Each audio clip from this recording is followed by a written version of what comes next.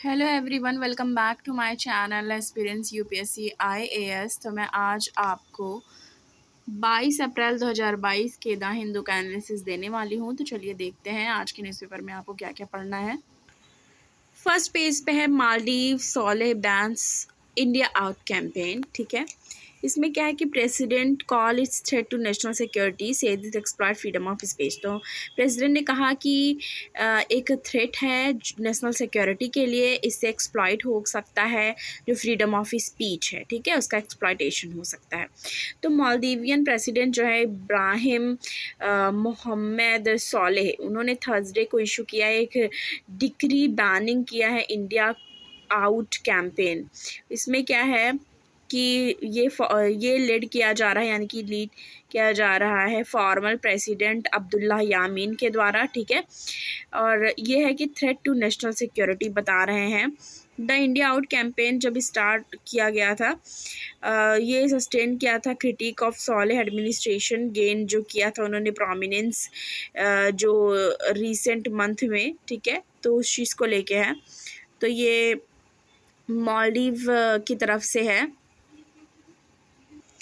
इसमें ये दे रहे हैं कि जो ये कैंपेन है वो अगेंस्ट है India exploited freedom and intend जो डिसरप्ट है उस चीज़ को लेके। इसमें है कि एक लॉन्ग स्टैंडिंग बायलैटरल रिलेशन है किसके बीच में, मालदीव और इंडिया के बीच में। ठीक है, ये एफर्ट है मेंटेन करने के लिए पीस और सिक्योरिटी को रीजन में। ठीक है, जो भी दोनों रीजन के बीच में बात हो रही है, दोनों कंट्री के बीच की बात है। ये मूव जो है, ये रीसेंट डिसीजन जो लिया गया वो मालदीव के नेशनल सिक्योरिटी काउंसिल ने लिया है कैंपेन को लेके। ठीक है, कि ये हेट्रेड है अगेंस्ट इंडिया। ठीक है, और थ्रेट है नेशनल सिक्योरिटी को। तो ये चीज़ है। तो जो ये कैंपेन था उन्होंने इसको बैन किया है। आगे देखते हैं। उसके बाद ये है केरला नीदरलैंड इंक memorandum of understanding for the project and state history. तो केरला और नीदरलैंड ने क्या किया है, MOU साइन किया है प्रोजेक्ट को लेके जो state history of the Kerala है चीज़ को। ठीक है, इसमें क्या है कि केरला ने गवर्नमेंट ने, देख लीजिए इसमें लिखा है कि मेमोरेंडम ऑफ अंडरस्टैंडिंग किया है किसके साथ, नीदरलैंड के साथ, थर्सडे को। इसमें यह है कि जो कॉस्मोस मालाबारिकस प्रोजेक्ट है उसको लेके बात की गई है, जिसका एम है शेडिंग फर्दर लाइट किस चीज़ पे, हिस्ट्री ऑफ केरला, जो कि 18th सेंचुरी डच डॉक्यूमेंट पे बेस्ड है, उस चीज़ को लेके इसमें बात की गई है। इसको भी आपको अच्छे से पढ़ लेना है। आगे देखते हैं। एडिटोरियल वाले पेज पे आ जाइए, इस पर आपको ये पढ़ना है, this is India moment of reckoning. ठीक है, रिकॉग्निंग है, तो ये वाला पढ़ना है, this is India moment of reckoning. ठीक है, ये पढ़ लेना है आपको। उसके बाद ये पढ़ना है, everything about this refugee deterrent plan is flawed. ये पढ़ना है।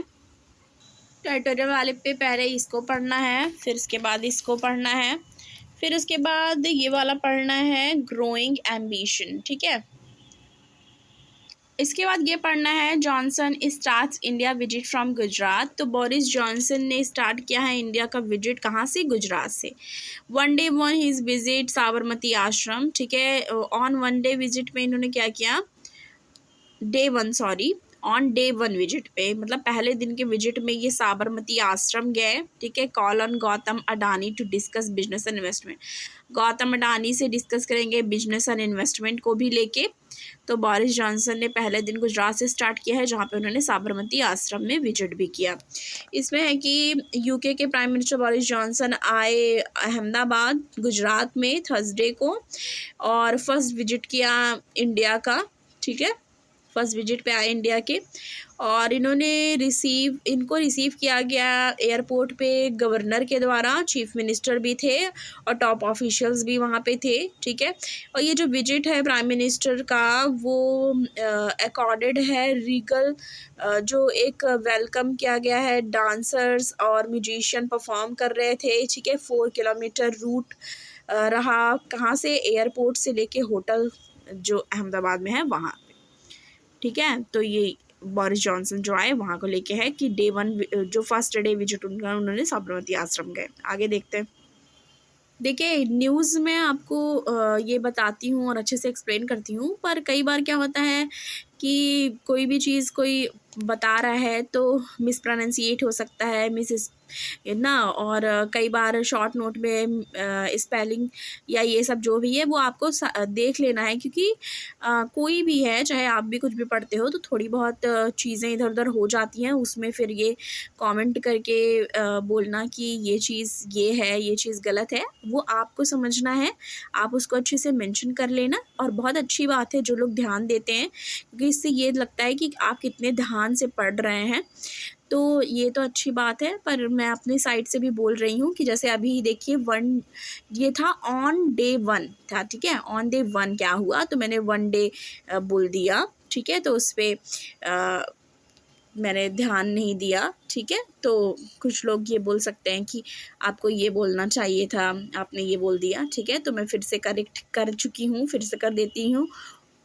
On day 1 he visits Sabarmati आश्रम, ठीक है। आगे देखते हैं। अब ये है expert body needed 1 man animal conflict panel ने ये बोला है कि एक्सपर्ट बॉडी की ज़रूरत है जो मैन एनिमल कॉन्फ्लिक्ट है उसको सुलझाने के लिए। इसमें क्या है, जो स्टैंडिंग कमेटी है साइंस की, उन्होंने बोला है कि जो ये इशू है उसको ज़रूरत है लेजिस्लेटिव बैकिंग की, मतलब लेजिस्लेटिव सपोर्ट की ज़रूरत है। जो मैन एनिमल कॉन्फ्लिक्ट हो गया है, आए दिन देखने को मिलता है कि किस तरह कहाँ पे कौन सा एनिमल पाया गया, ठीक है। अभी इसमें देखिए फ़ोटो में दिखा रहा है इस इमेज में, forest staff attend to leopard that got caught in a barbed wire fence near a village in Tamil Nadu. तो वो वायर फेंस से घायल हुआ, ठीक है। तो ये भी सारी चीज़ें हैं जिसके लिए एक पैनल होना चाहिए, जिससे वो इसका सल्यूशन निकाल सके और बचाया जा सके एनिमल को, और जो एनिमल और विलेजर्स या मतलब मैन एनिमल का जो कॉन्फ्लिक्ट है वो उसको भी दूर किया जा सके। इसके लिए पैनल ये सजेस्ट कर रही है। आगे देखते हैं। इसमें India US ties vital for global security, Rajnath Singh. तो राजनाथ सिंह जो है हमारे डिफेंस मिनिस्टर, उन्होंने बोला है कि इंडिया यूएस की जो टाई है, ठीक है, जो अलायंस है, जो इंडिया और यूएस का, ये एक ग्लोबल सिक्योरिटी के लिए भी महत्वपूर्ण है, ठीक है, ज़रूरी है, और D escalation way forward at the borders. तो बॉर्डर पे डी एस्केलेशन के लिए भी इम्पॉर्टेंट है। तो जो इसमें देख लीजिए कि राजनाथ सिंह जी ने ये बोला है कि when seen from the perspective of strategic convergence, India and US share a commitment to democracy. तो आप देखिए दोनों ही वर्ल्ड लार्जेस्ट डेमोक्रेसी हैं, चाहे वो इंडिया को ले लीजिए या यूएस को ले लीजिए, अमेरिका को। और इसमें क्या है, pluralism and the rule of law. Defence minister Rajnath Singh ने कहा कि दोनों ही डेमोक्रेटिक कंट्री है, दोनों के इंटरेस्ट और दोनों की चीज़ें मैच करती हैं, जिससे एक कह लीजिए कि इम्पॉर्टेंट कंट्री है इंडिया के लिए यूएस भी, और यूएस के साथ टाइज करना, अलाइज करना इंडिया को बेनिफिट ही करेगा। आगे देखते हैं। S Sri Lanka pins hope on IMF China वो हेल्प, ठीक है। इसमें क्या है, श्रीलंका ने जो होप दिखाई है IMF से कि वो मदद करे, इसमें ये भी है कि चाइना ने भी हेल्प करने को बोला है। बीजिंग ने ऑफ़र किया $31 मिलियन का ह्यूमैनिटेरियन एड कोलंबो को ऑफ़र किया है, ठीक है। बीजिंग कौन, चाइना ने, ठीक है। तो आगे देखते हैं। और NITI Aayog targets EV push with battery swapping policy. तो इसमें देख लीजिए ड्राफ्ट प्लान लाया गया है एम करके किस चीज़ को, इलेक्ट्रिक 2 and 3 व्हीलर। तो जो 2 and 3 व्हीलर इलेक्ट्रिक व्हीकल है उसको लेकर के नीति आयोग ने टारगेट किया है कि वो पुश करेगी बैटरी स्वैपिंग पॉलिसी को, ठीक है। नीति आयोग ने थर्सडे को रिलीज़ किया है एक ड्राफ्ट बैटरी स्वैपिंग पॉलिसी। इसमें टारगेट किया गया है इलेक्ट्रिक 2 and 3 व्हीलर को, ठीक है। एज गवर्नमेंट ने ये as a think tank aim रखा है large scale adoption of electric vehicles के लिए, ठीक है। तो ये भी ज़रूरी है, इम्पॉर्टेंट न्यूज़ है। आगे देखते हैं। इसमें है 3 की स्टेट से to plan coal import to push to plug shortage, ठीक है, प्लग शॉर्टेज।